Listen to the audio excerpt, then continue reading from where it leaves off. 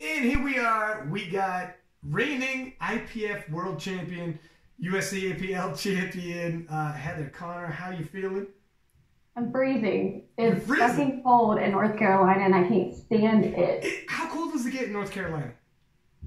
Well, okay, so it can get real like in the teens. And this past week, it's not only been cold, like 30s, but raining. Oh. And one of my, at the school where I teach at, you know, we have car rider duty in the morning to make sure, you know, kids don't get hit by cars and stuff. Mm-hmm. And I'm standing out there freezing to death. And like, I don't have that much body fat, so what am I going to do? Just not suffer? Because you're under 100 pounds. Yeah. You're right. Yeah. So you're a small human being. So what's in the teens? What is that for us in Celsius? Oh, true. Like, are you below? Are you? Because it was raining, so it wasn't under zero. That's what I was about to say. Whatever. It was under zero. Okay. Oh damn! We got snow this week. It was really cold here. So when you said it was raining, I was like, how cold could it have been? We're close to Canada. We're close to Toronto. Ugh, like if it snows, like nobody needs to talk to me, like at all. Like don't talk to me. Oh wow, that sounds amazing. It's like coming from like I've grown up in Canada my whole life around Toronto. You've been in Toronto like around this area your whole life too? Yeah. And like I dream of going someplace hot and living there. Like when I mean hot, I mean just let me not see snow. Do you see snow? I mean we do, but we get mostly ice.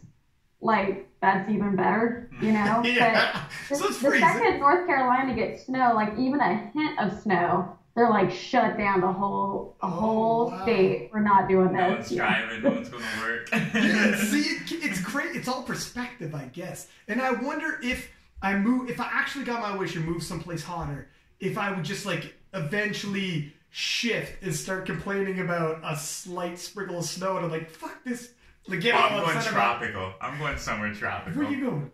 Anywhere beachy, where I can just lay in the sun. That's like everybody wants to do that, right? Well, like it was warm. It had been like, I mean, I don't want to say warm, I'm going to say hot. And then November 1 hits and boom, all of a sudden it drops like 20 degrees. That's I'm like, yeah. We got, in like around Toronto anyways, not all Canada's the same. Canada's like, stretch is huge. The West Coast is way different. But around Toronto, it is like for real 4 seasons. Like when it's summertime, it is hot. Hot enough you could boil, you could cook eggs on the hood of your car. If you put crayons outside, they would melt. Like hot. Heat wave hot. In the wintertime, what so far, like we're Celsius, so far below freezing, or so far below zero. Like it's so for Celsius, 0 is freezing. It'll at times windshield go 40 below freezing. So if you think about whatever freezing is for Fahrenheit, I'm talking cold. So we are so polarizing in Canada. There's in Toronto region anyways, it's crazy, man. But I think East Coast US, I think New York is similar. They have super hot and super cold as well. It's different from like New York going into like North Carolina 100%. Because we have like terrible humidity. So when the summertime comes, it's hot and it's sticky, and it's just hard to breathe when you go outside some days. So you just don't. Yeah. Yeah. I remember when I was a kid, I went to Vegas, and I think I was like 15, and people were like, yeah, it's gonna be hot in Vegas. I'm like, yeah, all right, we'll see what's up. Walking around, it was like.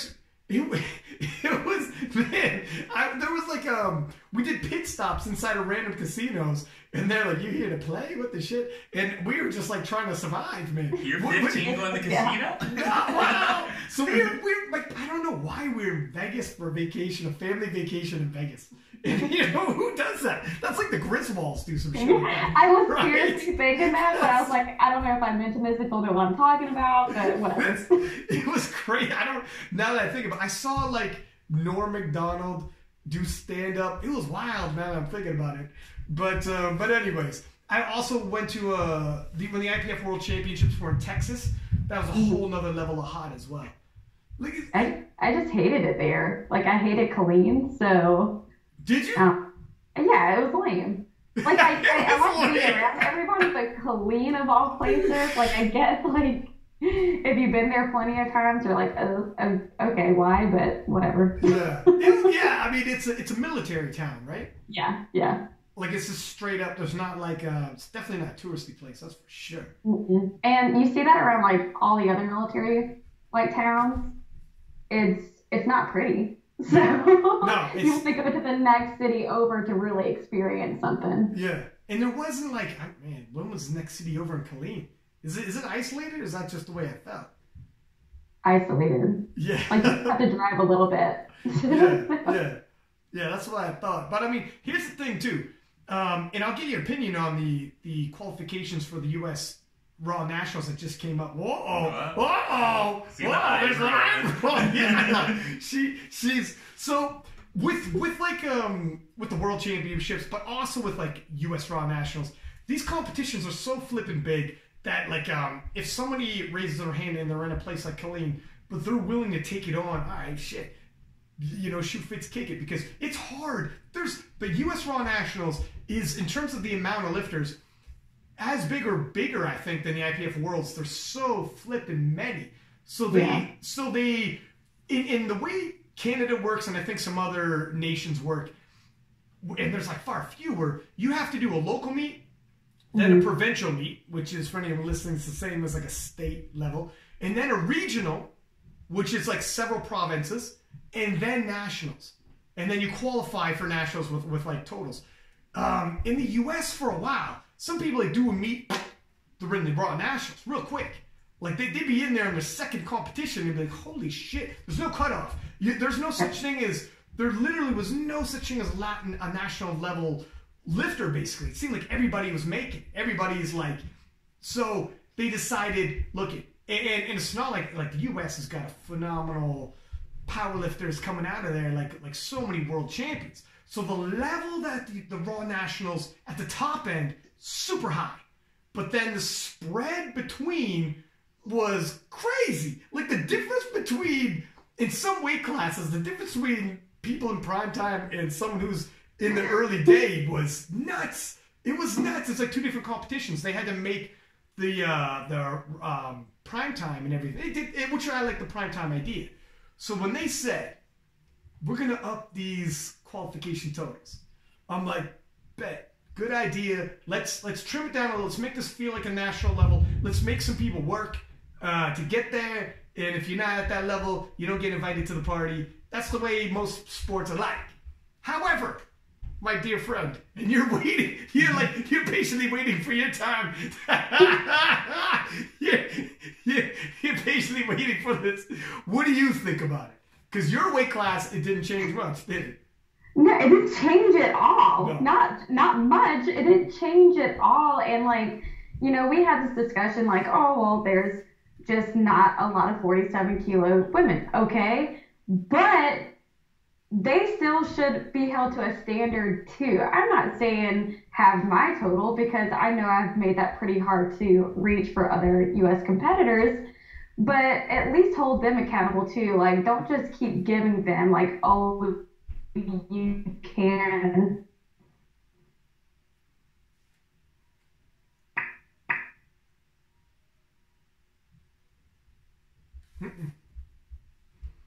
You. Oh, darn. Having some Wi-Fi issues.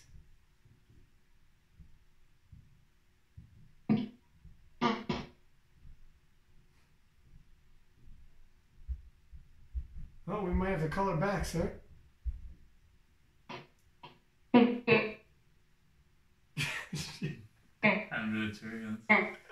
It sounds like a good rant too.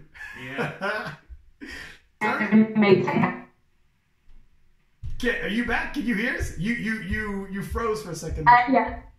Okay. Yeah, I'm back. Okay. But like they raised all the other totals, I do feel like regardless, like even if it would have been like 10 kilos, like at least you raised it some and made people work harder just like everybody else. Yeah. Like, I don't care if 47 kilos only have 20 competitors in the whole class going to nationals. Still hold them accountable too. Mm-hmm. Like, I think every other country, like, they have their set standards. So if they're going to up every other weight class, they should up ours too. So. Like, how many, I don't know off the top of my head, Do you happen to know how many girls made the 47 were at this nationals? How many girls were there? I could pull it up. It wasn't a lot. It was not a lot. Are we talking 20? We're talking 20 and below. Okay. And you know what? So I agree that, I mean, if you just fill prime time, then fuck it. Then it's just prime time for that weight class. I'm fine with that. You know, as long as there's people there. Like, if it's just, look at, we just have basically, if the standards rose, and in that weight class we have top 10 from 20 to 10. That's fine. As long as it's not like 3 girls. Then it becomes a little too much. Right. Like, I feel like the top 3 in, like, the national qualifying for, like, whatever, they should be in prime time. Period. Yeah. Like, I know they want to fill up prime time, but, like, 2018, there was 12 open 47 kilos, and you had 11 in prime time. Oh, wow. Like, you just left out that 12 person, you couldn't find a way to put them in real quick. Yeah. So there's only one person who did make prime time? In the open, and I know that's ugly to laugh at, but... You know that person's like, what the fuck? Should I just come back next year? What the shit is going on here? And she didn't show up this year. I don't know the reason why, but she didn't. I mean... You definitely need, here's what Olympic lifting does, okay? And I think this sounds good. They pick how many people they want making it to a competition, and then they change the standards every year. They have a marker, and they fluctuate on there to make sure we want 10 people. We're going to raise what we think 10 people would be in terms of the number, and that's what it is. So I think, and they also tell themselves, we don't want less than a certain amount, because then it starts getting into, like, still not competitive anyways, right? Like, you want a certain amount of people there anyways. Yeah. So I'm thinking, if you get like 10, you don't need no more or no less. Like, 10's good. 10's good for certain weight classes. Now, on the flip side, it's easy for us to say that because on the surface, like, I know there's other things in the background. Like, for instance, the more people, the more money. And the more, like, sponsorships in terms of, like, just paying for everything involved. In terms of the coaches showing up and handling, everybody's paying money. So you don't want to strip it to the point where, okay, now we're starting to cut into profits.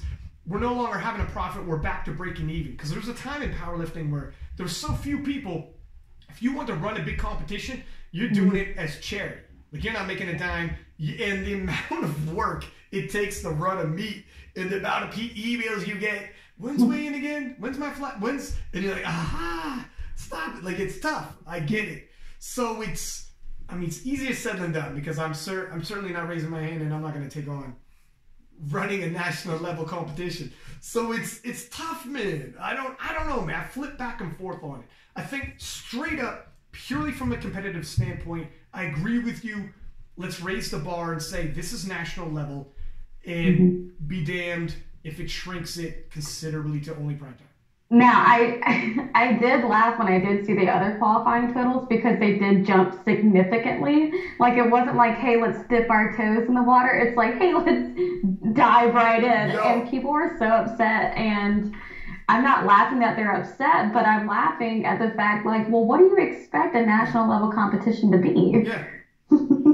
Have goals. Here's the it's because you're taking it away. Whereas before, if it was always that, people would be like, yeah, it makes sense, man. Like, it should mean something to be like, I'm a national level in my sport. If people talk to you who are outside of the sport, and they're like, how'd you, like, oh man, you're at the nationals? That must be very difficult to get that far. And they find out this is my second competition. They're like, what? How long have you been powerlifting? Oh, no, this is my first year. It's like, I'm a total rookie. I don't even know all the rules. It's like the whole, like, at your national level of powerlifting, it looks funny. It sounds funny to people outside of it. So this is like more what people would expect. If you put yourself in someone's shoes that's not in powerlifting, and you think, like, would this sound funny or does this sound more legit? There has to be a cutoff. A couple things that look a little weird. I don't know if you noticed the, I guess the 105s, the total qualifying total is less than the 93s. I did. Really? Yeah. Yeah. Wow. So you just gotta be a chunky boy. That is very, that's very it's not a shitload less. It's 5 kilo, but still. But still, yeah. Like I noticed that when I saw the memes coming out about it, where it was talking about 93 kilos eating up to the 105s. Oh, hell yeah.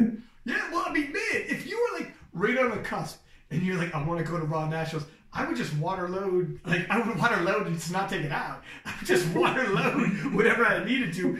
As an 83. I'm like, I'm water loading 20 pounds today. And goes a 105. Like, it's, so I'm not too sure.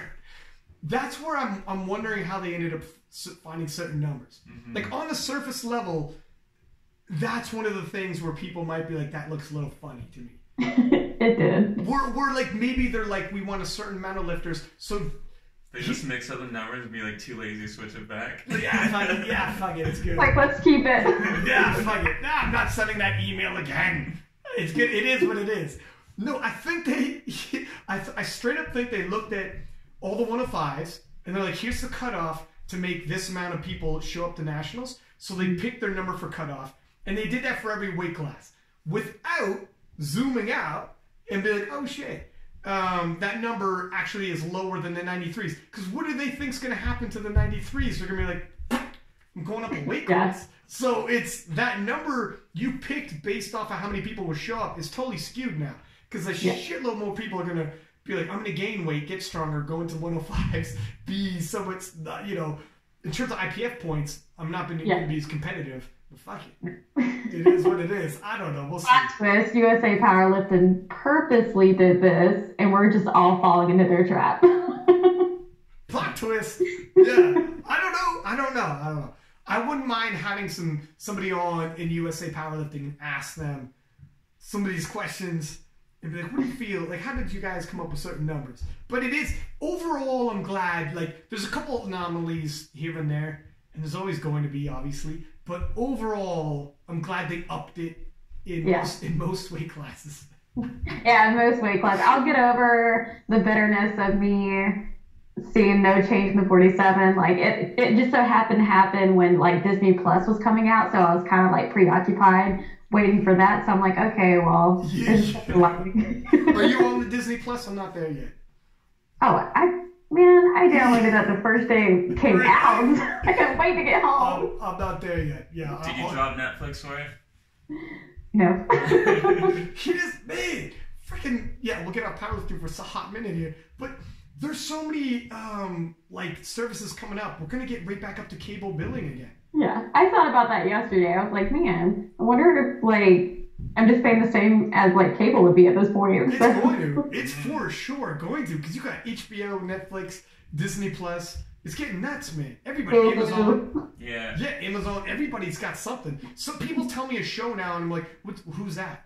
Oh, it's on Amazon Plus. I don't have Amazon Plus. Like, there's so many flipping shows now. You got to ask, where do I find that? I'm gonna have to have like 6 or 7, man, or allegedly pirate this shit. I don't want to. You know? Well, it's one of those things where I have like one show on each channel I just really love, like my 600-pound life, Hoarders. You like my 600-pound life? That's it's a tough one to watch for me. I love it. I can watch a couple. It gets me, like, when I watch them, like, I gotta get out and do something. Like, not like I feel like I'm turning 600 pounds. But not me. I'll be eating a thing of Ben & Jerry's, and they'll be like, oh, I've been sticking to my diet, and I'm looking, liars. Liars, you're liar. Yeah, it's hard to watch, man. How does someone turn into 600 pounds? I know. There was one person, like, a little bit taller than me that was a good 500. I'm like, how do you, where did they go? Thick with 3 C's? Yeah. We're talking thick. Yeah, I mean, this is more than genetics, though. It's got to be, right? Unless they have some kind of a freaking weird thyroid issue. Yeah. Well, they never really get into that thing. Something dramatic always happens to them that starts up an eating disorder, and I'm like, nah, there's more than that. Well, because I think they treat food like an alcoholic treats booze and drug addicts treat drugs. Like they're straight up, like they can obsessively, compulsively eat almost to like hurt themselves too. Like they want to hurt themselves. They want to like, it's like in 9 out of 10, and this is again off reality TV when they did like, I think it was Celebrity Rehab, the doctor said 9 out of 10 people with drug habits or drug addiction have been like abused. And so a lot of times these people who are massive eaters, they have some form of abuse. And now for here on out, they just didn't turn to drugs. They turned to food. Yeah. And then ended up eating themselves into 600 pounds. And on top of that, may have a predisposition. I went full on chunky boy one summer. I made chunky boy. Okay. And I got up to 220. And I was like doing a bunch of feats of strength, like pulling planes and stuff like that for sick kid hospital events. Look at you laughing. Is this you picturing me? A chunky boy at 220? I know Kevin's in the other room and he's like sitting around 220, so the fact that you called it chunky. Chunky boy. Is he? Well, it depends. Everyone's different. But I did too. Everyone's different. But I ate like crazy to get to 220. I ate whatever the hell I wanted, whenever I wanted. And that was it. I don't know how the fudge I would have ever got to 600, even force feeding myself. Would have been insane. The amount of calories. Me before weigh-ins at Nationals, just like binge eating and watching Animal Planet. Low stress, eh? At least you could eat your way into competitions and stuff. Oh, I woke up like around 4 something, and I was like, okay, I know breakfast is not being served at 4:30. So I went and got some protein bars out of the fridge. I don't know why I put them there, but they were rock solid. So my teeth basically biting into it. Chip a tooth.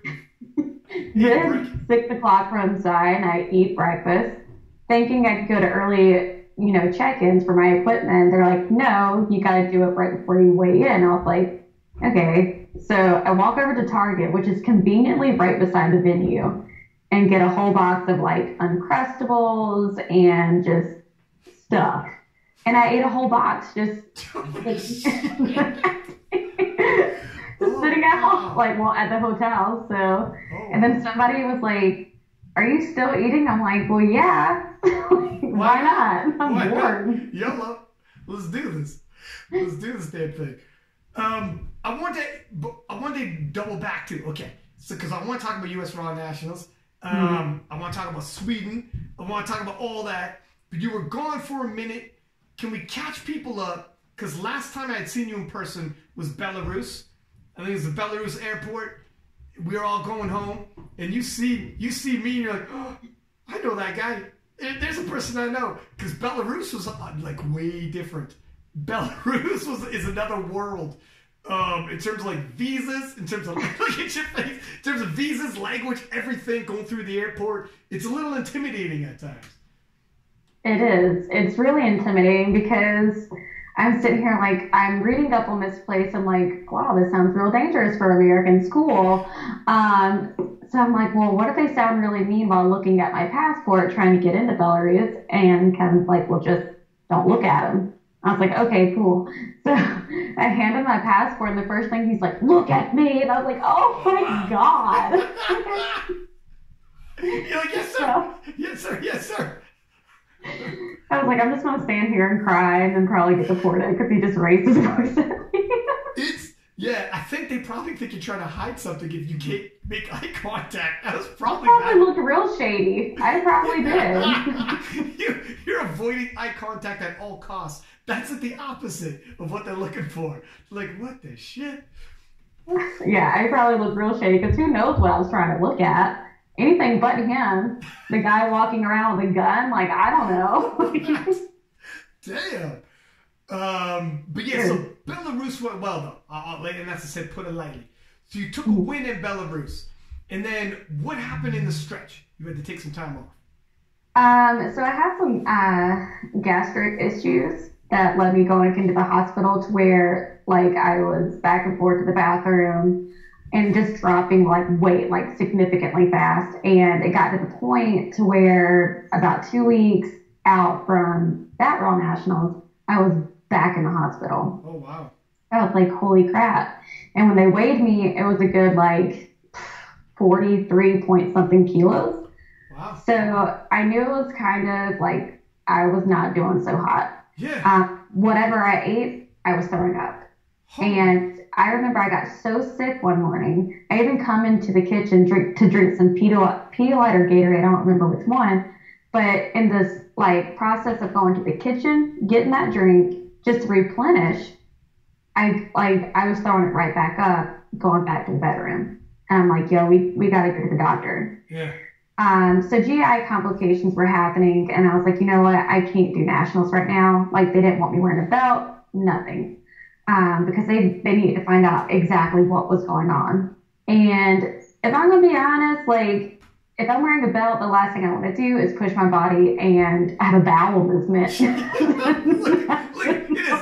It is not worth it. If you will forever be that girl. I remember, I'm a boxing guy. There's a dude who inexplicably, in the middle of a pay-per-view, stopped, gave up in between rounds, and left. And people were like, what the fuck happened? He was winning. And then afterwards, he said in the press conference, my man, since round 2, I was fighting it. I was fighting the good fight on two fronts. And he's like, by round 6, I'm like, that's it. Stop the damn fight. I don't care. I'm not going to be that dude for the rest of my life. I wouldn't. And it was one of those things that I could not control it coming. So, like, I would feel that initial pain. And I probably had, like, T-minus 30 seconds to get that. No. Or it was going to be, like, just messy. I was not about to do that to myself because mentally, like, I knew I would never overcome that. No, are you kidding me? You are gone. People see you in the street like, nah, that wasn't me. What? I never lifted weight in my life. So I skipped out on nationals, and I said, you know what? I know I'm going to get the invite to the Arnold. I will make up for it there. I'm going to focus on getting healthy first, and then competing. And that's what I did. I got healthy. I figured out what I could and could not eat. 2018 Arnold comes around, and that's when I acquired the highest IPF points of all females in the IPF. So that was pretty neat. That's pretty neat. That was such a humble. That was pretty neat. Hey, that was bad. And then, so Calgary rolls around, obviously, because you didn't go to the Nationals, can't go to Calgary. And then, so does that just make it, when you watch Calgary, are you thinking, oh man, I got to come back? Is that difficult to sit on the sidelines and watch Worlds roll by? I didn't watch it. Oh, wow. Mm-hmm. I didn't watch it because I knew, like, I would feel some type of way. Yeah. You know, for Allegra Hudson that was competing, I did support her and give her, you know, some talks before, like, she competed because she's a friend, like, she's a personal friend. So I'm not going to just sit here and ignore her while she's going out there to compete for the 47s. But I didn't watch it because I knew, like, it would mess me up on my path to get mentally better in my decision in not competing at Raw Nationals. And at the same time, like, while at the Arnold doing the 4 times the body weight, I strained my lower lat. So I didn't want to lose hindsight on getting that healed. Yeah. Because, like, I didn't know I got that lower lat strain. A few weeks after the Arnold, I went on a Disney cruise. Like, I knew there was pain, but I'm like, oh, it's from that deadlift, obviously. But it's not like I could really reach out to people and be like, hey, like, have you ever felt this way after? I'm like, no, because I'm the only tested female to do this. So my body's going to heal a little bit, not as quick probably. But then, like, getting back from that cruise and overindulging, I started to get back in the routine, and just having like 60 kilos on my back felt like absolute crap. So I'm like, I don't think this is like soreness anymore. So I went to get it checked out. They said it healed back in properly, like after it was strained. Why would it not heal back in properly? It's me. So in the process of fixing that, like going into Raw Nationals 2018, I had to make sure that I could at least put up some numbers that weren't just devastating. Because, you know, just like Ray Williams, the second your numbers drop from doing so good, they're like, I knew she was on something. They don't expect you. First off, I love how you said it was a Disney cruise. I'm starting to think you're sponsored by Disney. I don't know if you got a promo code at the end you want to toss out there for Disney. But no, you're 100% right. People, you're not allowed to be human. I'm marveled at, like, I'm amazed at how somebody like Ray or Kimberly Walford, have a run like as long as they do and never once get sick, never once have an off day where it's like, how is it possible the stars align for you every single time? Because it's not like a season in a sport where you have 80 games and you can have a couple off games, but it's all in a wash because you're good overall. You have like 2-3 days a year. Into every single year, on those specific days, to never have a day off sounds almost inconceivable. Like, eventually, you're a human, things are going to come. And even though we all get injured, get sick, and all the rest of it, and have gone through it, and then compete and be like, holy shit, this is going to be a bit of a shit show. I'm just going to try to get through it. When it finally happens to somebody like Ray, after years of it never happening, people are like, oh, well, there you go. And then they, or yourself, oh, well, there you go. There's proof. Proof of what, man? They're human? That shit was bound to happen at some point. No? Yeah.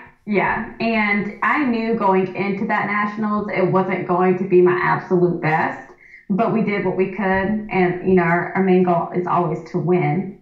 So that's what we went there to do. We accomplished it. And then just, you know, I was like, you know, I'm not doing the Arnold because I need to get this taken care of, and then focused on 2008, like 19 Worlds. 19 Worlds, yeah.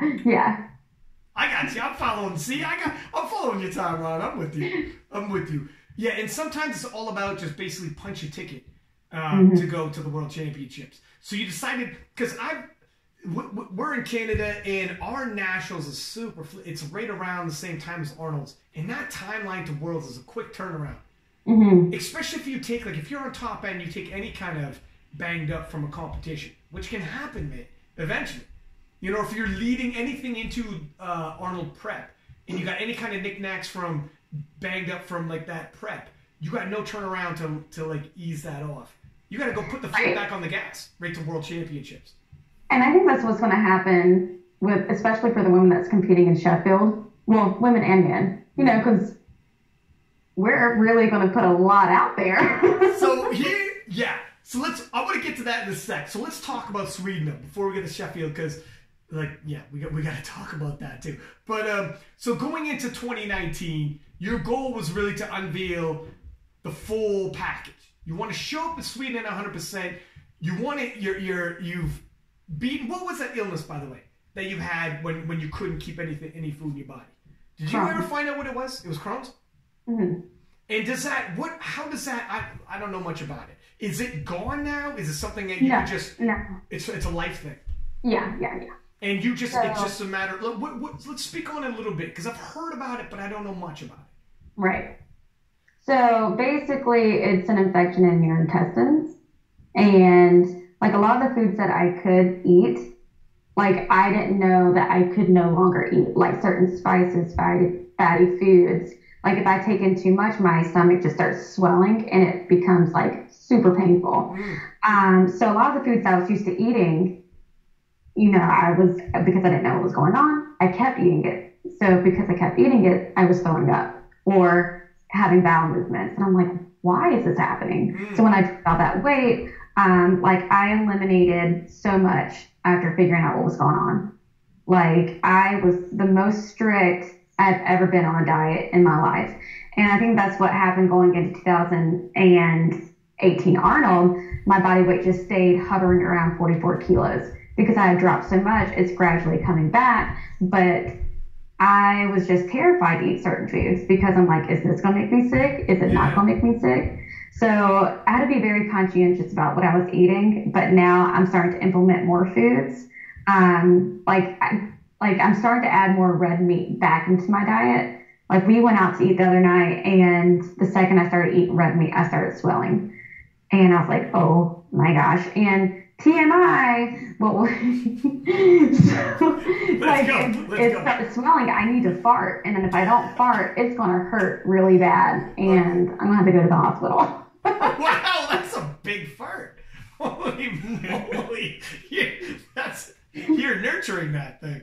That happened on 4th of July. Like, I found out I couldn't eat avocados.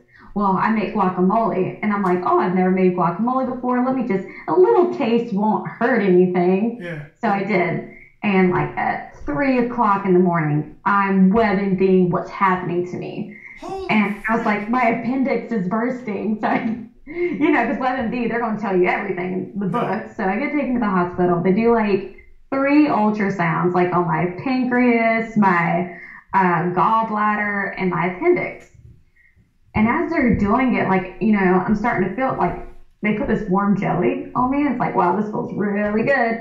And I'm like, oh God, I know why this feels really good. And I'm looking at the monitor and I can see some like different colors going on. I was like, like I'm just ignoring what's in my head, and I get wheelchaired back to this room. The doctor comes in. He's like, so your ultrasounds, they look really good, but have you passed gas today? And I didn't even want to look at Kevin because I didn't want to see his face. I already knew what his face was. I am a lady. What are you insinuating? Pass gas. I'm like, are you telling me I'm in here because I need to fart? That's the easiest diagnosis. Have you tried farting today? Yeah, he tried farting, and he tells me like some men have come in here thinking they were having a heart attack with that pain. So the pain wasn't exaggerated, and I exaggerate things and I dramatize things a lot, but that pain was not. And that's probably why we hesitated going to the hospital, because I'm one of those like cry wolf all the time, then all of a sudden it's actually happening and I need the hospital. Yeah. So like it's more under control, but because I've eliminated so many foods out of my diet, bringing them back in can make me a little bit sick. So I need to consistently do it so my body gets used to it again, rather than just neglecting it at all. So. Mm-hmm. So you basically, like, for here on out, you just gotta watch what you eat, and it's like testing it out, trial and error, testing it out and it just, does it like subside at all? So it's because like how does this all of a sudden come out of nowhere though? My sister has it. Okay, so it pops up though in your lifetime. You could be good for a long time, and then it could just come. Is there a certain age that it starts for other people where it just starts popping up? Well, I've always heard about older adults having it, elderly people. And when my sister first got it, we were like, how in the world, because nobody in our family has ever had this. And they're like, oh, it doesn't work that way. Nobody has to have it. And they said, but if there's going to be one person in the family that gets it, it's going to be the sibling. And I'm like, oh, sick. Great. I literally get everything else bad in the family, like scoliosis and just the works. Throw this in here, but I'm thinking I won't get it till I'm older. Like my sister, I watched her go once a month to get Remicade done, and now I'm following those same steps. You know what I mean? So once out of the month, you're like, I feel like absolute dog shit, but now we're good. It ain't so bad. Did your sister do any sports? She did. She did cheerleading and stuff like that.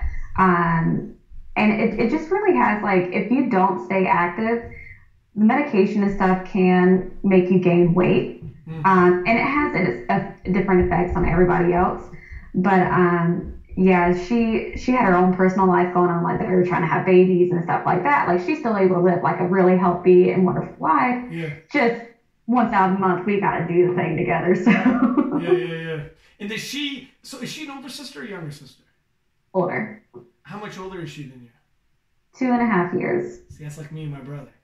We're 2 years apart. Captain, 2 girls fight and get out in the house over clothes and everything. That's exactly it. The 2-year mark, he's old enough. Is she so my brother is 6'1.5", I'm 5'9", and freaking and he's 2.5 years older. So the size difference was huge. The age difference wasn't crazy big. So we're both in high school at the same time. We're both grade school at the same time. But he's always got an edge. And that's, I shit you not, literally why I started lifting weights is, man, something's got to give. I got to catch up on this dude, or life's going to be rough for me. And after a certain point, I still remember the days we don't fight anymore. I'm officially retiring undefeated because it's getting too close. The scraps are getting too close, so I'm going to retire undefeated. Now we use our words to hurt each other.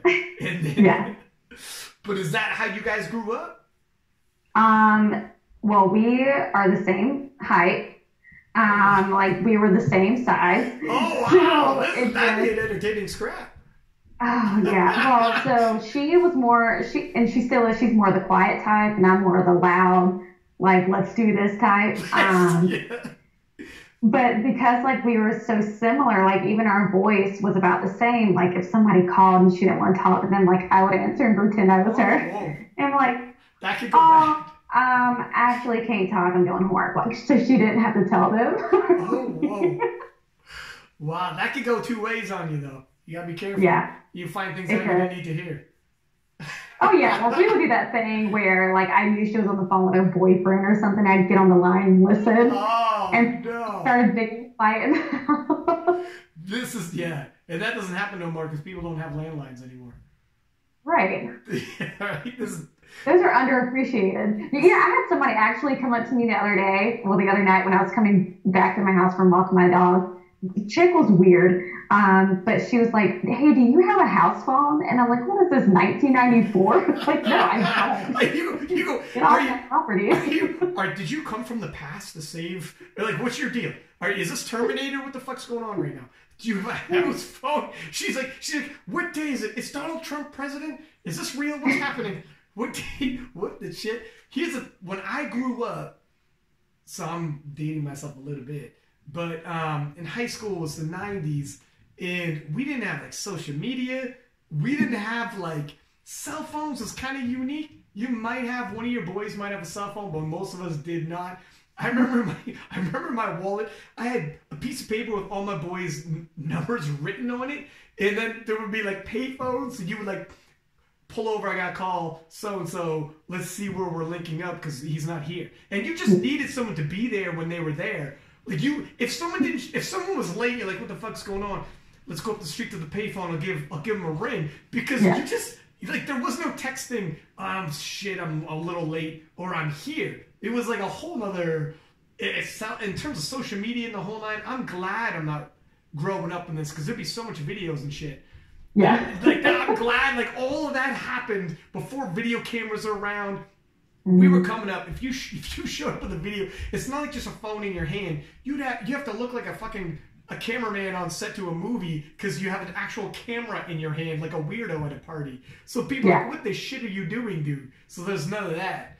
But anyways, so getting back on track. We'll sum up beer in a minute. But going into Sweden, everything's lined up, and you got like you're healthy again. And the dieting is back to like, a little bit more normal and you're feeling good. And is the weights moving well leading into Sweden? How is that moving, like in terms of your prep?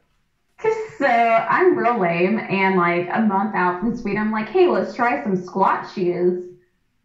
Like, why? Why would I change it? I wanted to get the feel of them. And, it kind of affected my squat a little bit with depth. Like I'd never had a problem with depth, but here I am throwing these shoes in, and now I actually do. So I niched them after Sweden, but with the squat shoes, it actually messed with my QL muscle. Oh wow! And so that was being aggravated while in Sweden. But everything else was fine. Yeah. I think I did relatively well for, not being able to pick my numbers and, my personal coach not being able to be there and pick my numbers. But Bill, he did a great job with the number game, which again, main goal is to come out on top, and it happened. So we're happy with it. It was tighter than you would probably have thought going in. Like you were 3.5. So Alibert from France, I ran into her boyfriend / coach. Pretty sure they're dating. If they're not, I apologize. Starting a rumor, but coach, anyways. And leading into it, he was one of the many Europeans who pulled me aside, heard the preview show, and he's like, "Man, you guys I get that certain Americans are going to be the favorite, but you guys are really sleeping on some of the Europeans here. I didn't hear I didn't hear much breakdown at all on any of the Europeans coming in, and so he thought it was going to be tight, tighter anyways. He thought it was going to be not just not just your weight class, but several others Leah Bavois from France also took a bronze medal and broke a world record squat in the 63s. And like, yeah, we slept on a few people for sure. And it's not gonna happen this time around. We're gonna watch. But he was so we. All right, let's hear it. You got something to say? I got something to say. Okay. Listen. Yeah, it was tight. However. Okay. Like my third attempt deadlift, obviously super easy. Yeah. I could have pushed that gap a whole lot further had I needed to. Yeah. Like, we can definitely settle this right now because, like, backstage, like, I'm sitting here laughing because I know what's about to happen. Just let me eat. Let me go and do what I do best. Yeah. But at the same time, you know, we have a system and it's secure the win first. And, you know, that's what we were doing. Because a lot of people are like, oh, that deadlift was so easy. Why didn't you do so much? First off, I don't pick my numbers.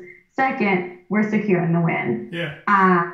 So going to the third deadlift, I already had the win on body weight, but, you know, we wanted that world record too. So it's not like if they didn't call my numbers, let's say Colin was there doing it and, you know, the rules were in our hands, we could do what we wanted, I think that gap would have been significantly bigger. It's not to say that she's weak or not strong. She is. She's a very successful athlete. And she does a great job of what she does. But there's a reason why you see these competitions like Worlds so tight. And then when nationals come around, it's like, oh, Heather's total at Worlds was like 375. Now it's like 393. Yeah. That's a big gap. So I was going to ask that. And it's literally because, yeah, you'd have to refresh my memory, but the win was locked up because she had missed her last dead, right? Yeah. If I'm not mistaken, yeah. And it was basically like, look, you could load the bar crazy high and try to style on people, or just be like, let's just load the bar with what you loaded, get the guaranteed, you know, throw some kilos on there. And I mean, it's, yeah, it is. There's one, I think Matt Gary always says there's one time in the calendar year you can become a world champion. So you don't necessarily you don't gamble at all. You just get the win and that's it. Exactly. Like my attempt selection for deadlifts, I mean, I think we were going up 2.5 kilos. Mind you, I made 10 kilo jumps on dead, so I was pretty ticked off that it was only 2.5 kilos. Like, this is not fun for me. Yeah, it was, so your second dead, I'm just pulling up right now, was 172.5, and you guys went 176. And that was to break my world record, so we had to chip it. That's right. So was it, so the win was already secured after the second dead? Yes, on body weight. Gotcha.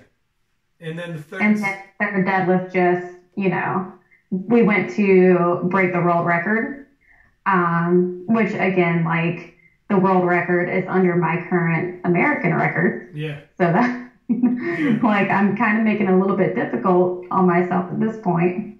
Yeah. For that, like, 10 kilo difference? 20? It's decent. Yeah, like 10 kilos. It's a considerable, especially at 47 kilo, man, 10 kilos massive. I mean, that's a considerable, difference there. So are you thinking, so go into U.S. Raw Nationals.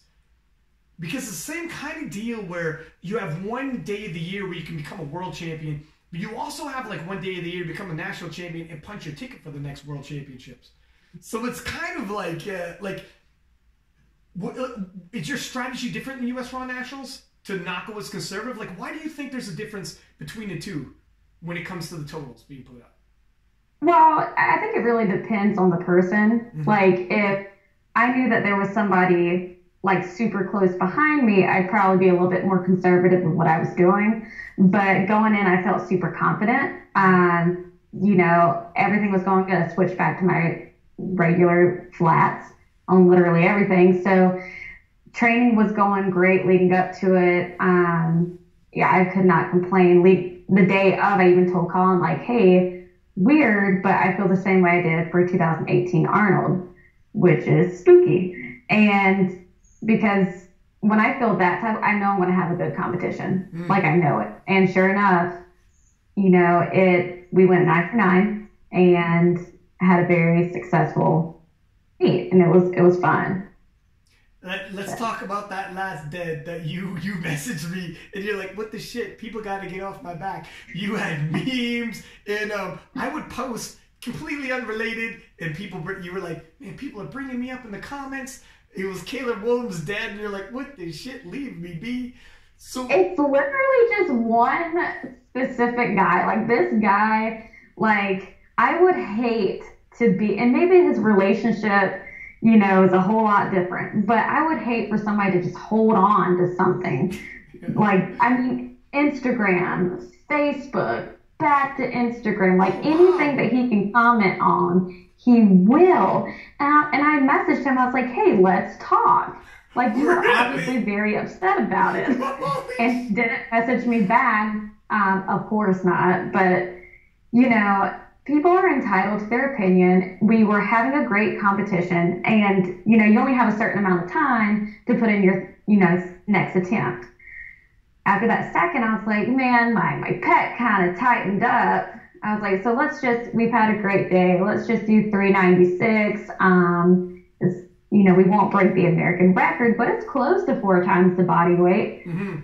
And as we're trying to figure it out, the lady's like, you got such and such amount of time. And so I'm like, oh God. I was like, put 396 in. So he puts it in. We're just sitting there. Like, I don't even think it was a minute later. I didn't have my earphones in because I'm just in straight thought. And I turned to call and I was like, hey man, you know, we've had a good competition. You think I can hit 403? And he's like, well, if there's anybody that can do it, Heather, I really think you can. I was like, yeah, because what's 396 to 403 but a few pounds? That's right.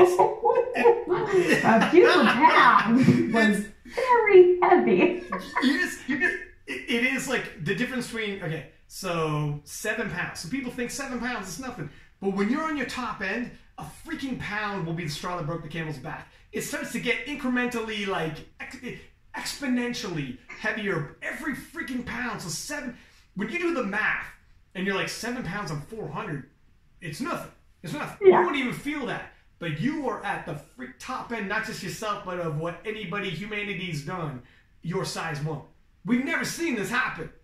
Yeah, and I just, you know, Colin's like, okay, we'll just put on a good song. And then I'm like, what song if I listen? Now I'm being pressured to pick a song.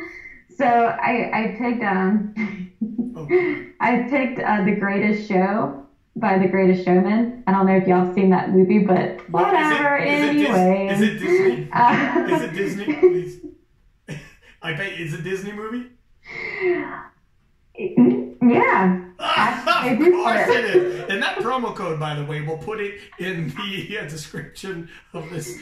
I do have a lot of Disney soundtracks on my playlist, so don't even. 100. But so I felt super confident going in there. I hadn't hit anything even remotely around 390 in the gym because I was like, let's play it cool this training cycle. I'm not here. I think I hit 391 once. But it was like a one-time deal. I'm not doing this no more. So going to pull that 403, listen, I, of all people, know how it looked. I was holding the bar. And I've never made something look so ugly in my life. So for people to be like, well, do you know that? I'm like, I know everything in which was happening. Like, my body was like, I was basically having a seizure. But I always said, if it breaks the floor, it's coming up. Might not be the prettiest, but it's going to come up. And, you know, when I got the down command, usually I can just, like you saw at Worlds, I can run off, I can jump into somebody's arms, I can, you know, do the most. But this one, I'm like, I don't even know what's about to happen with this call. So I just dropped to my knees and prayed to whatever God's up there. I'm like, what's about to happen, my dude? And I'm like, oh, cool, yeah. And I remember Gino in the moment flat tired me, so my shoe's coming off, and I'm trying to put it on. I can't put it on, so I want to give everybody a hug, and I'm just looking like a hot mess and crying. But it was, it was so funny. I'm pretty sure y'all have seen Aquaman, right? I have not. I haven't seen it either. No. I'm not a Jason. You know what? I like Jason Momoa, but that shit looked a little corny for me. Was it good? It was good, but there's a part in the movie where him and his brother are battling out in this big arena, and you hear the crowd cheering, and then something dramatic happens, and the crowd just stops cheering, and then they come back up from whatever they were at, and they're like, yeah! Well, that's how the crowd was at Nationals. Like, I could hear them, like, telling me everything, like, hips, pull, like, obviously. So, like, I hear them yelling for me, and then when I start convulsing, they start seeing it slow down, they're like, and I can hear them. I'm like, bro, they're all losing confidence. That is like some assholes. But then my lat, the one that got strange, you know how the bar was like super uneven. Yeah. It starts joining the party and moving again. That's when everything stopped down. They're like, oh yes, and because they didn't expect it to happen. And I don't see a lot of lifts like that. I see people giving up at that point. Yeah. But because I know how that lat is, I'm like, it'll join here in a second, y'all. Just be patient with it, please. It RSVP'd me. It's coming. Just be patient. It's coming to the party. It's coming, and I think that's what happened. It's like, okay, if I join right now, she'll finish it. We'll stop the lift. She'll be good. Yeah. And, I didn't know how the lift was going to go. Regardless of how it went, I was still going to be respectful towards the judges. Like, I mean, I had a good day. I'm not going to sit here and bitch and moan about them red lighting me. I mean, one of my favorite IPF refs, the head judge, she gave me the red light. I could have been like, Joanne, what the fuck? But I didn't. Like, yeah. I mean, because she's entitled to her opinion. But it's the people on the internet, they're like, I'm not trying to hate, but first off, you just threw the but in there. So anything that you just said before that just cancels out. Like, you are being a hater. It's fine. But I chose to not respond negatively to people. I chose to either make a meme out of it or just be like, whatever. You lived in the moment. I knew it was going to cause controversy. And that's like, sports period are going to be like that. You're going to have, like, sports debates. Like, do you take it, when you read that, for instance, do you take it personally? Like, if someone,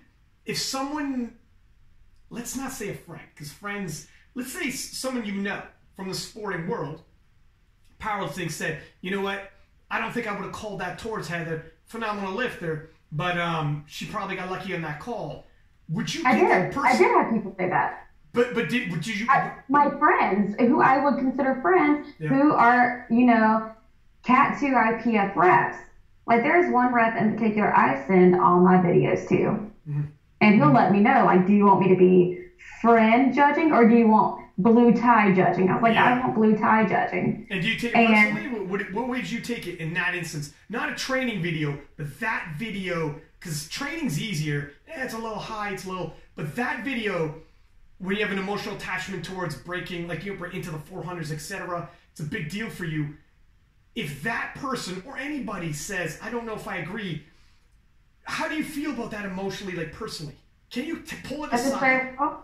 I just say, well, that's your opinion. Yeah. I mean, regardless, it's still counted. Yeah. But it's, everyone is entitled. And there's a way to say your opinion without being ugly about it. Yeah. Like, I can't tell you you're wrong and I'm right. Mm-hmm. Like, of course, I feel like, oh, that was a good lift. I'm not going to say it was a good lift because, again, I saw how it looked. I know it could have gone either way. But rules are rules. Per side judges, if they are unable to know what is going on, they have to give the benefit to the lifter. And I compare it to super heavyweight people squatting. When it comes to depth, we can be like, oh my God, that was high. How did they give it to him? But if a lifter's stomach is in the way and you cannot tell, you have to give it to the lifter. Yeah. And I think that's what a lot of people don't understand, especially because of the angle that it was at. But, they want to call downward motion. I can say, well, my body's trying to even itself out. Like, you saw how the left side looked. How do you want me to lock this out without it, looking like it's lopsided? Or the hitching. And I can, they can say hitching, but because I know it wasn't hitching. I've never hitched a depth in my life, so if anything, it would have looked more downward motion. But, you know, I pick and choose who I respond to. I respect the people that come in a mature way, and I ignore the people that come in a negative way, because I've been that person to respond to every negative comment in the past, and it's draining. Yeah. And I don't have time for it. Like, I try to teach my first graders to be respectful human beings. Like, somebody doesn't have to like you, and that's fine. They don't have to play with you, that's fine. Just like, I don't have to agree with what somebody says, and it's fine. But to just constantly, like, you know, I want to make a joke about Dr. Deadlift, and I want to reach out to him before I made this joke and responded to somebody. But I didn't make the joke. I'll say it on here, whatever. You know, because I'm admitting it's a joke. But when they're like, oh, well, blah, blah, blah, and then tag me, okay, well, at least I got it up the first time. You know? I have to give them that second, you know, little motion. Yeah. But, you know, I still, like, regardless, like, that was a super strong pull. I knew that one was also going to cause controversy, but let his lift be controversial, not bring mine up. Like, we're done with it. It's been a month now. Yeah. But there's a reason why, you know, 4 times the body weight is not always going to be pretty. That's why I'm the only tested female to have ever done it. Not once, but twice now. Yeah. Okay. And I just want to respond to some of them like, okay, well, let's see you pull 4 times your body weight and see if it even breaks the ground enough to look ugly. Yeah. You know, like, it's not. And you're allowed to have, like, for some things, so you're allowed to have the bar on your legs. You can't have it, like, supported by or aided by legs. So sometimes people, like, well, it's on their legs. Well, it's going to hit the legs. It's going to, like, so it's hard to tell. So some people, it's guesswork. And in terms of up, down, the bar can be uneven. So it's on this side and it's tilting, and your body in the background, your knees are shaking like you're experiencing turbulence, like something else. So it's deceiving when the background's up and your knees are like fluttering like crazy. They can lock, unlock, except at the end they got to be locked. But they're locking, unlocking. The bar is seesawing. But the bar as a whole is going in one motion, but it's allowed to move around. So people don't realize, like, it just as a whole can't go up, down. So right. There's some like, people. My body cannot go forward like this. That would be considered down. Right. Yeah. So your body bringing the bar down, but the knees can flutter. And so there's different things that can move around. So when it's all happening at once, I mean, yeah, it's going to be some people that can think they see certain things. It's crazy because in the end, you're going to win by a country mile, like 30 and kilo. And that's the thing. Like, people are making it seem like had I missed that lift, homegirl was about to win the national title. Bro, I still won by like over 30 kilos. Like, It wasn't a make or break thing. And and then Jasmine's deadlift, you know, of course. And I knew, but my opinion, which of course it doesn't matter, I thought her deadlift looked beautiful. I don't see the flaw, but again, I'm judging by a screen, whereas there's 3 judges on the platform that see something different. Do I think she should have won the title? Absolutely. Am I gutted for her? Absolutely. But I do think when Belarus comes around, if she chooses to go, we're going to see something fun with that. So, and that's the same thing where the same way you got to take away emotions. If someone says, yeah, I don't know if Heather's final dead should go. I mean, if you think Chloe Devlin listens to the podcast and she's like, yo, you just basically saying you don't think I deserve to win. You know what I mean? Where it's like, it's a damned if you do. This is like a welcome to my world moment where when you podcast every week, everything I say, like, I've done preview shows and recap shows, and people are listening, and it's, you don't mean it to take away from somebody, but you have to, like, say things, and you hope to be like, I'm saying this purely as a person.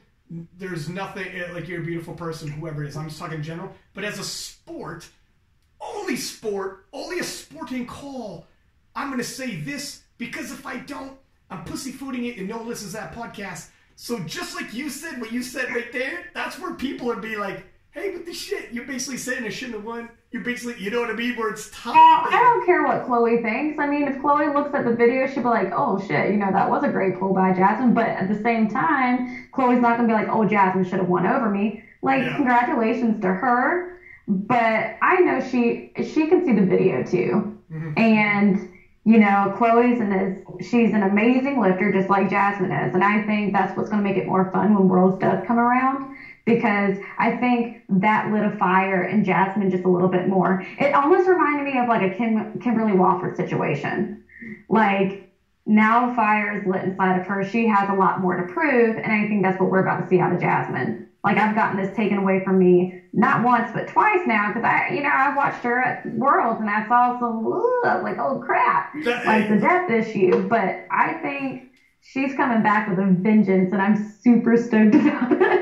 Listen, you brought up Sweden for her. Yeah, like, I remember people talking like this could be a redemption for her. Like, it's tough, like, back to back. Sweden, and you got to travel. You got America across the chest, USA across the chest. Like, it's everything going into Sweden, an international competition family. If they traveled with you or if they're watching online, even with the time zone differences and the pride that everyone has, man, this is talk about some character building 2 months for a young lady. Young, like she's like, what, 20 or early 20s anyways. Yeah. The type of character building this is. And she like, she's not online being like, oh, what the fuck? And she's not like, you know, she's trying to be a trooper about it, be like, all right, okay, I guess that's, you know, I don't know what's going on behind the scenes, but that's tough, man.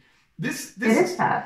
Like, she was the reason why I lowered my squat opener at Worlds. I was like, all right, one more U.S. competitor gets caught on depth, I'm lowering it. I swear to God. And as soon as she did, I was like, all right. And I texted Colin. I was like, I don't care what number you just put down here. I said, it's not going to be it. And I still got caught on depth on my first run. It's ever. And that's a tricky thing about sports where, like, there's a strike zone. In in baseball, they have strike zones, and it changes from time to time. And basically, you establish a strike zone and start playing within it. And adjust. Like, you did the right thing. As a vet, you're like, adjust. What are we thinking here today? This is the strike zone? All right, I'm going to play within that strike zone. Especially if you think you got room, like keys to possibly spare. No sense risking anything. Right. But yeah, it is tough, man. I haven't actually heard Chloe speak on, you know, that final dead. Chloe's probably like, look at that, rather than not, to tell you the truth. I don't want to take nothing away from her. Why would she? She won. She don't got nothing to say. It is what it is. What do you want from me? I'm going to do what I got to do. I mean, just like Russ's squat, like, at the end of the day, like, he got it. So, I mean, carry on. Yeah, it is. Yeah, exactly. At the end of the day, the way I look at it, it's sports. Sometimes a call's going to go for you, and sometimes a call's going to go against you. And if you keep showing up to these games enough times, it'll even out in the wash, hopefully. Like Jasmine, back-to-back, controversial. If not saying one way or the other, controversial in that it could go one way or the other. You'll have some people saying one way, some people saying the other. You keep showing up. Okay, that happened back to back, but she does this. She's young as hell. She does this till she's like Marissa Inda, early 40s. You know how many calls will go her favor where she's like, oh shit, I'm glad I got that one. I wasn't sure about that. And how many calls will go the other way? It is what that's sports, man. You know, you can't super dwell. If you're me, which I need people to really stop saying this because my head's getting bigger than it needs to be. Like, people are saying, she got the lift because she's cute. Oh, wow. Tell me that. Keep going. Like that. Oh, wow. Like, I'm hearing it too many times now, and I'm reading it too many times. I'm like, oh, stop. Listen, if that was the case, I would have bombed out a couple of times, okay? So there's no cute points. I got Gustav at 2, so I want to hit SPD Invitational 2 p.m. Eastern Standard Time. So I want to hit the SPD Invitational while I got you. I want to get your impression about this. When you first off, when you heard about it, what was your impression? And second off, there's some people who, because of the proximity to the World Championships, it's not going to be easy. And if you go to SPD Invitational, and then you want to go to Worlds and try to punch your ticket back there and try to collect some checks. Some people aren't going this year to the SPD Invitational, straight to Worlds. I mean, it is what it is. This is sports once again, and there's a lot of factors in terms of picking it. But what's your impression when you found out, the money, the timing of it, the people showing up, it's off IPF points, in general? So I think I found out later than everybody else because I go to sleep before everybody else. So I woke up, I go to sleep early and I wake up, I go to sleep early, I wake up early. So I wake up and I see people just, oh, Mama, are you doing this? I'm like, what are you talking about? And then I was like, oh, cool. I hope I get it. So, I hadn't read anything about it yet. So I was like, okay, I should get it. And it's kind of one of those things where you just sit and wait for an email to come in. And because you were not allowed to have any discussion about it, you didn't know who got the invitation or when they got it. So when I finally got it, it was on a Saturday. And I just couldn't wait to tell my dad because my dad is always so proud of me. Yeah. And so I told him the next day, and we were pretty excited. And then I just sat down and started thinking about what my actual goals were, because once you get the invite, you see the breakdown of literally everything. And don't say too much. Don't say too much about. Oh, I just stopped you with that because Taylor came on the podcast and he was like, "Here's what you get for this, that, and the other." And some things you guys found out and the public doesn't know yet.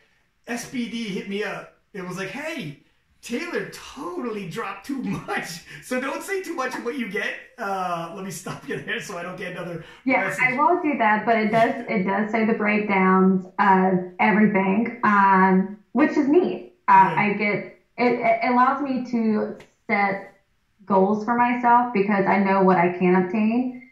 Am I going to win IPF points? No. But I have put in the most exaggerated numbers. It's not in the cards, but that's cool. I don't even care, whatever, because that's not my main goal. My main goal is, because everybody's like, well, Ray and Heather, why even go if you're not going to win? Because you have certain goals for me or what you think I should have, but my goals are so much different than what you expect them to be. And so I've kind of locked those in because I know what I can and cannot do. So I'm focusing on the can and something that's just way out of my reach. It is an extensive amount of money. And somebody said, what would you do if you did win that money? I don't fucking know. I don't. I could spew you some answers right now. Oh, I would go to Disney World, and I would do this, and I would do that. But in reality, once it got in my face, I'd be like, holy crap, I actually don't know what to do with this money. And me, I'm more realistically about my spending. I do finance very well. So it's not but I was also asked, what do you think people would do with the money if they won it? That ain't my business. I'm not going to answer for somebody. What they choose to do with that money, whatever. They could be paying off student loans, or they could be, I don't know. But what somebody chooses to do with their money, I don't care. It is pretty cool that we are talking like this now, though. The fact that there's a pro ranks to this now. And some people said, does it diminish the IPF worlds now that there's a step up from there? And I'm like, no, because you win worlds to get there. Only that's your ticket. Now worlds is even more at stake to win or lose. And I say lose, coming in second at worlds is hardly a loss, but to win worlds and become a gold medalist, now you have you punched your ticket to be on this showcase. And even if you're maybe not in contention to win a showcase, there is, we can't give the breakdown, but we can say there are prizes for, different, there's incentives, monetized incentives throughout for everybody.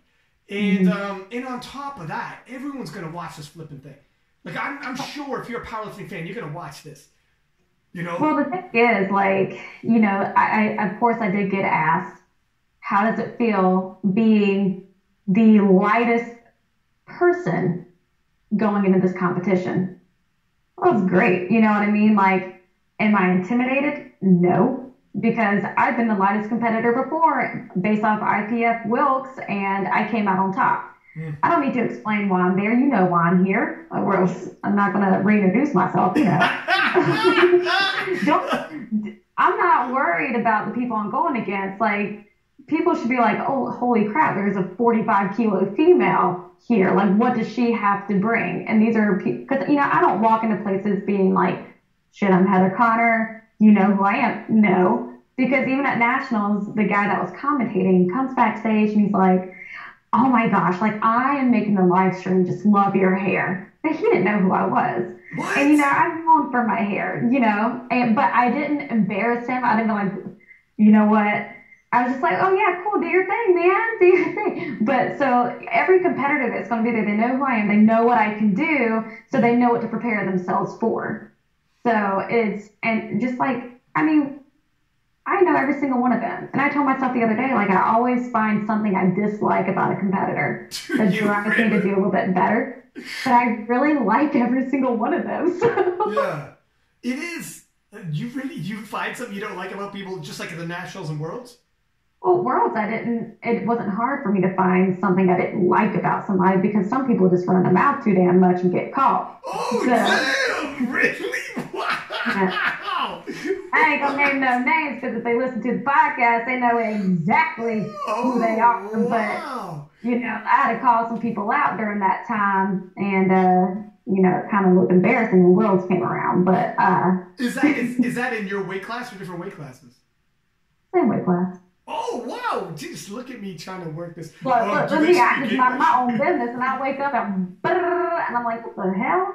Like, first off, why are you coming at me? What was said? Can you say what was said without saying names? Yeah. So let's just say this. You know how you can respond to somebody's story, right? And you can delete messages from your DMs. Yeah. And okay. So somebody had responded to one of my stories, and it was in their home language. So me being not busy in what I'm doing, I Google translated just like that. And I saw the hate. I was like, wow. So I messaged the person. I already screenshot the Google Translate, everything. So this was personal. Holy shit. Yeah. So I messaged the person, because all of a sudden, right before I messaged the person, I get in the notification saying this message was unsent by the sender. And I'm like, I bet it was. And I didn't even have to guess, like, who it was. So I go to it, and I was like, I'm going to assume you meant to send that to somebody else because it was in your language. And they're like, oh, I meant to send this to my coach. And I asked them what this meant, because my English isn't so well and I didn't understand. I was like, well, Google Translate said something a whole lot different. Oh my God, this is so bad. They're like, I'm so sorry. Like, this is embarrassing. I'm like, you should be embarrassed. I was like, I have never said anything negative towards you, about you. I have celebrated you and congratulated you on your accomplishments. Why is there hate coming at me right now? Holy moly. Was it, how hateful are we talking? Was she like, oh shit.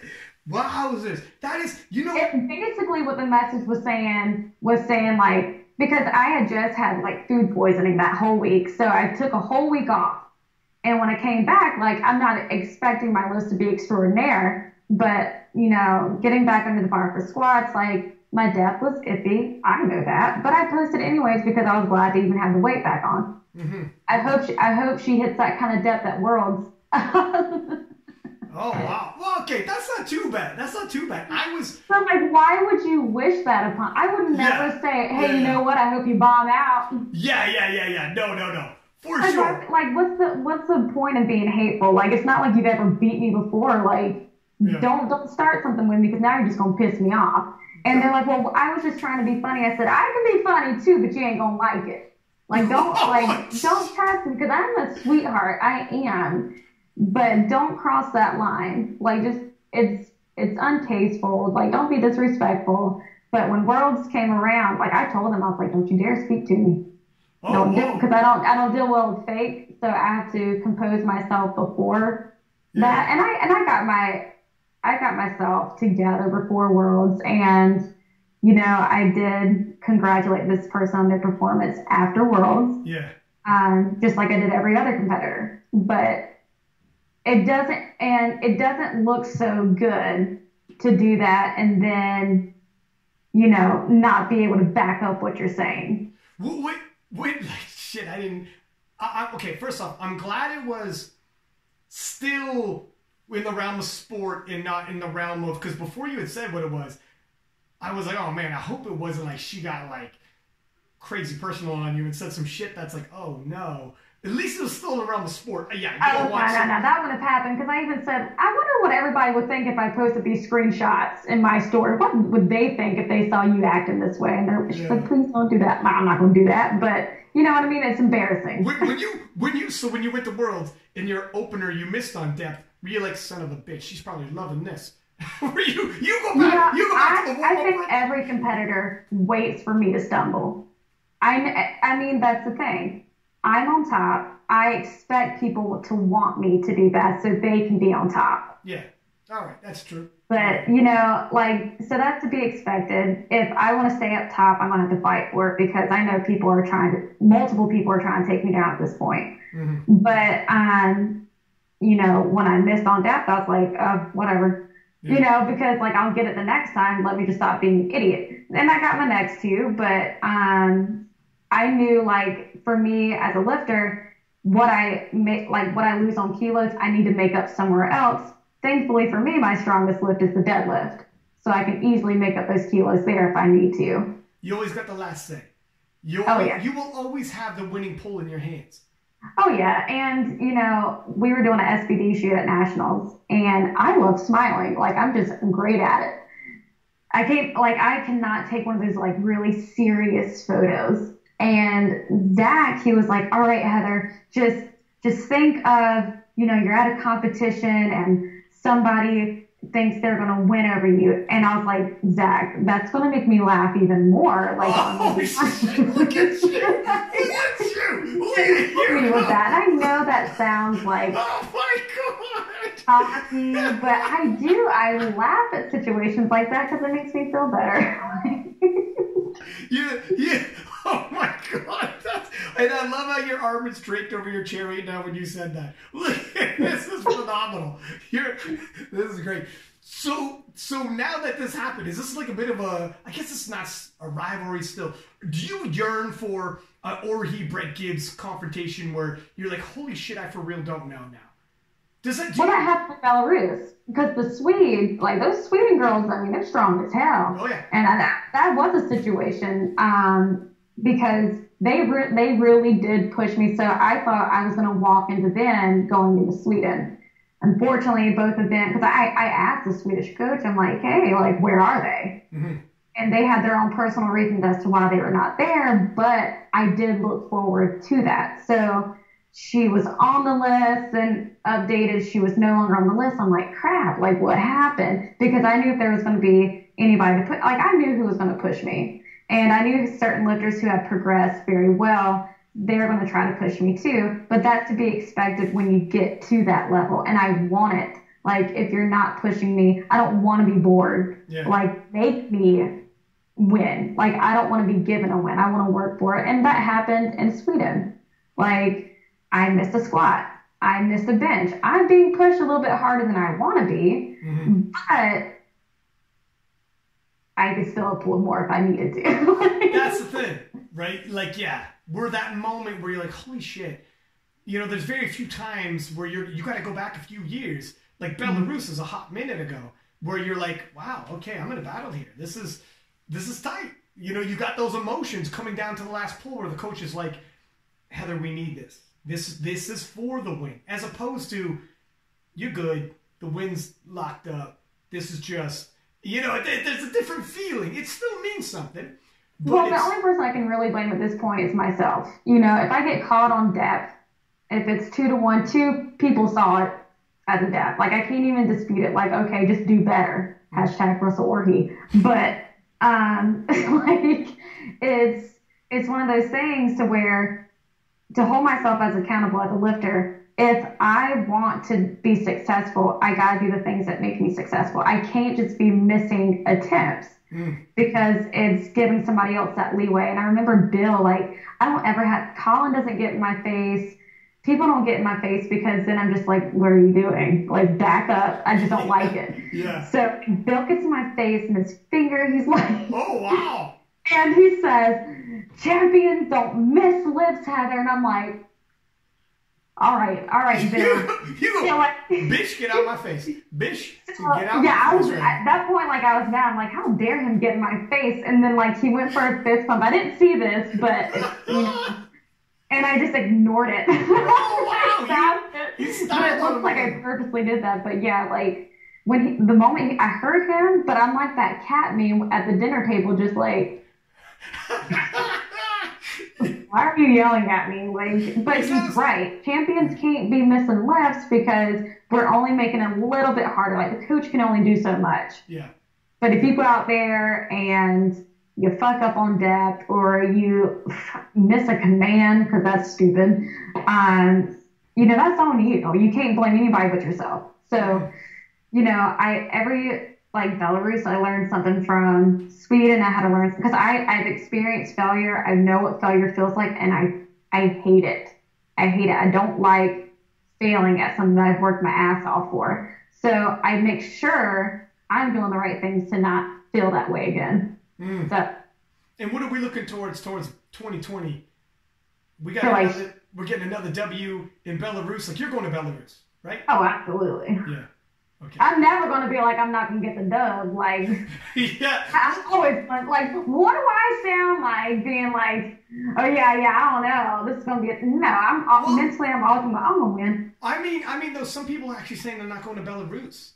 And, what's that, sorry? Which one? Like, and reasons for why they're not going, I definitely understand. I get it because it wasn't cool for Americans over there. Like, a dude died. Like, that was kind of brushed under the rug. And I'm like, wait a minute. But, you know, I am in a position where I'm super safe when I'm in countries like this because of my association with certain people.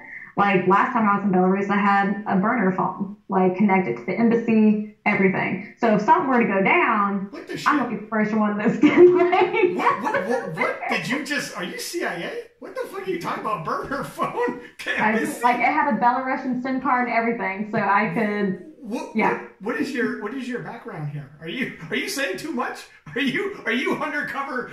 Because I am not. I am a first grade elementary school teacher. That's what I am. Okay. But wink, again, wink, people who I am associated with are not. So they're very high end in the military. And because they have to have certain security clearance to get over there, which is probably like, it will take months for them to get security clearance because of the situation that they're in. They're going to make sure I'm safe. If I get jammed up, can I call you? If I get jammed up for whatever reason? If I get jammed up in a situation, I'm calling you. Is that good? Yeah. I'm gonna slide in your DMs and be like, Heather, where you at? I need you. I need your people. I need you and your people. Like, there was GPS tracking everything on that phone. Oh, wow. Like, you knew where I was at all times. So, like, I remember sitting in the hotel, and they were having, like, a military parade that nobody knew about. Motherfucker loses control of the tank, hits a utility pole, sounds like a freaking bomb has went off, and I'm like, I'm just gonna die. Like, holy moly. It was weird. So it'd be like Taken, basically, if somebody tried to get you. Oh, absolutely. I say that confidently. I've even had this conversation before. I'm like, this kind of be like a Taken situation? They're like, oh, yeah. Holy smokes, Ellen. I don't know. I have so many questions. This sucks that it's now, like, we're past... this is going to be this is a great segue for a part 2. The people I know are very intimidating. But that's their job, you know, with the military. Like, that's their job. Like, no, I don't know. I don't know. I don't know what we're talking about. I'm very safe. Okay. These are like keywords. They're threatening. There's violence in their resume. I have trained to know what I can and cannot say, and I'm very good at that one. So okay, that's fair. That's fair. This young lady who slid in your DMs, is her life in danger? Yeah. Are these people in danger who made these memes? Are they still alive? Are these people still alive who made those memes about your deadlift? Are they? Yeah. How? If I wanted to, like... Oh, jeez. Be careful now. Be careful now. Be careful now. I feel like anything would come to harm them, but, you know, just to, like, mess with them, like, you know, just hack their computers. Anything could happen. Like, all of a sudden, their bank accounts are frozen. Like, it's cool. All of a sudden, their mom's missing. Yeah, one person was, like, super weird. Like... talk so much junk and then be in my DMs like, hey, can I eat your butt? And I'm like, what? It was very weird. But, like, I was so annoyed with this person. What? Like, I got all the information. Like, I know where his parents live, like, everything. And I almost wanted to reach out to his parents and be like, you know what kind of freak your child is?